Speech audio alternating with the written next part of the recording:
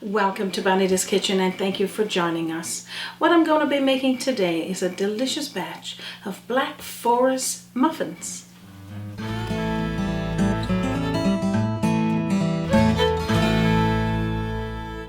This recipe today is a viewer's request, and actually they request a Black Forest cake. And I was thinking, you know what, let's do a spin and have Black Forest muffins so you can have individual servings. These are delicious, simple. We're going to make a chocolate cake batter from scratch so that you can make those muffins out of. And so what we're going to do now is get started. So what we got here is a half a cup of room temperature butter or margarine, and what I'm going to do is tell you the recipe or the ingredients as we go, and then I'll share the recipe in under this video as well. A half a cup of packed brown sugar, and we're going to blend this together now till it's creamed. We're going to be using 2 large eggs, and I'm going to put it in a separate container first just to get it all checked for shells, and then we're going to mix that together. And we're going to toss the eggs into 3/4 of a cup of evaporated milk or milk of choice. Toss that on in. Just going to stir that together, and then we're going to toss it in with our butter and sugar mixture. So you're going to stir this around just to get it blended a little, and if you want to do this in your mixer or with your mixer, you can go right ahead, because you're just really mixing up a batter here now. And we're going to be putting in a full teaspoonful of vanilla and 1/4 cup of brewed coffee or instant coffee. If you use an instant coffee, you want to have 1/4 cup of warm water to dissolve that. But right now this is brewed coffee, and that's all you need to do there. So the reason why I said instant coffee, here in Newfoundland and Labrador we like instant coffee as well as our brewed coffee, and a lot of us as tea drinkers as well. But if you don't have brewed coffee, you can use the instant coffee, and that's crystallized, and then you can just put it into 1/4 cup of warm water just to dissolve it. So what we're going to do now is sift in our dry ingredients to our wet ingredients. So I'm using here today 2 cups of all-purpose flour. If you don't want to use all-purpose flour, you use flour of your choice. 4 tablespoonfuls of cocoa powder, and 1/2 teaspoonful of nutmeg, 1/2 teaspoonful of sea salt, and 2 teaspoonfuls of baking powder. So we're just going to sift this on in to our bowl. So just sift that on in until you got everything into your bowl. So now you're just going to stir all of this ingredients in together. So if you got yourself a mixer there, you could use that and just blend it up until it's all creamed together.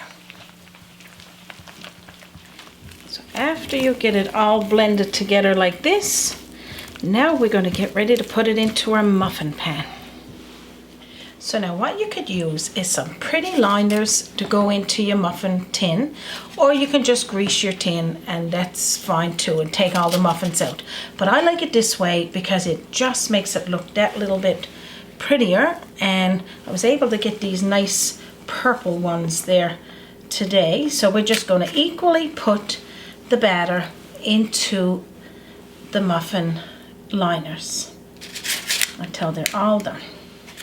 So after you get all of the batter put into your muffin tin, then you just preheat your oven to 350 degrees, and we're going to put them in the oven for at least 20 to 25 minutes, or when you put a toothpick through them, it comes out clean. So that's all you need to do there.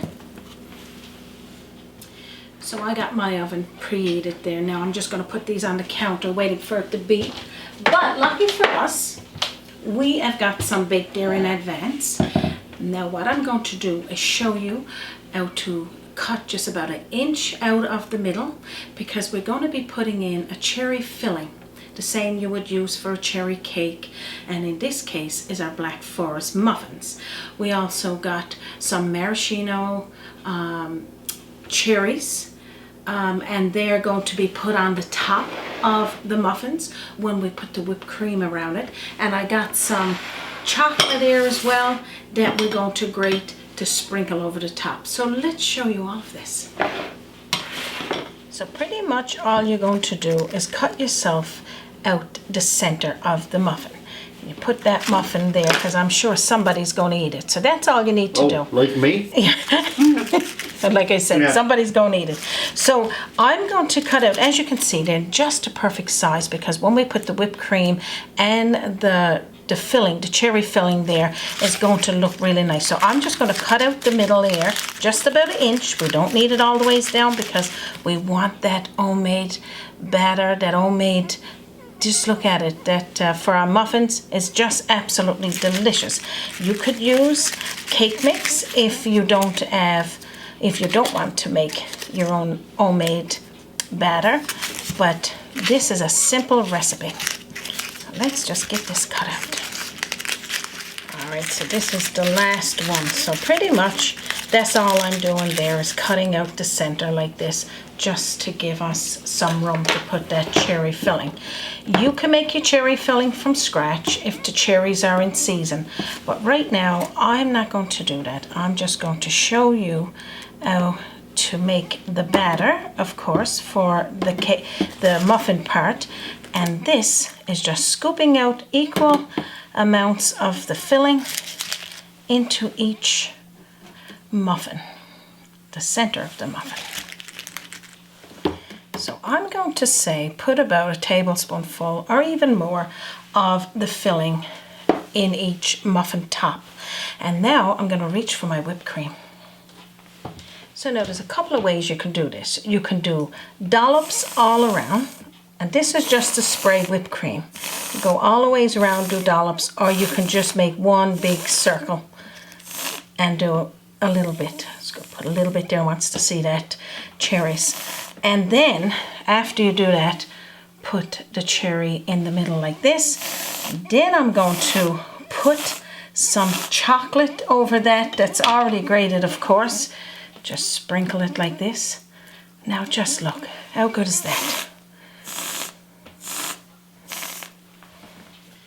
So I was just thinking I'm not going to have any problems getting rid of those today, because you know that I am not keeping these delicious, I'm going to say decorative, Black Forest muffins, because if I keep these here, me and Raymond will be sitting down today with a cup of tea, just having one after another, and of course that's gluttons, right? So pretty much, you guys, that's it. That's all you need to do. Fancy it up whatever way you want to do it, and put whatever kind of chocolate. You could use the grated, I'm just using dark grated chocolate, and the filling. What do you think of that, Raymond? You can see having one, eh? What is it you says? It looks too good to eat. It's too good to eat, and it is. I've had these before many times, and I like the cake version because it's fancy and it looks nice. But this way, you can just have this on the table, serve out to each one of your family members or guests, and freeze the rest. Take them out when you want them. They're there. They're good anytime.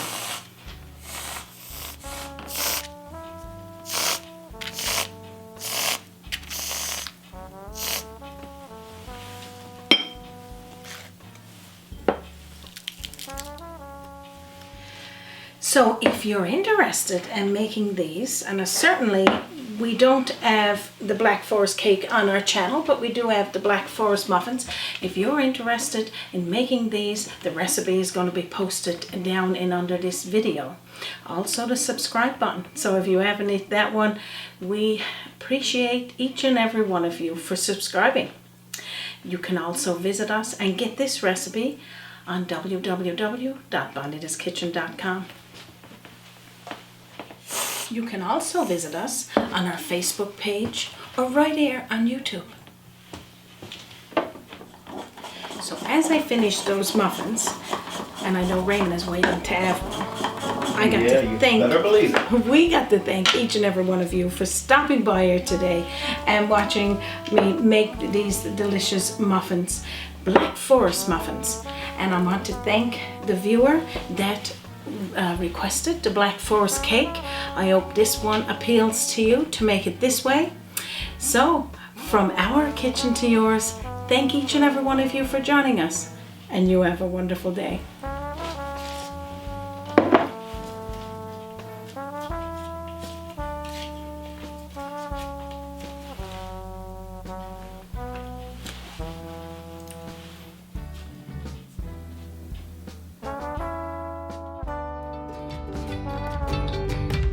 Join us by the sea, a journey in culinary, always an open door. Bonita's kitchen to yours. Bonita's kitchen, to yours.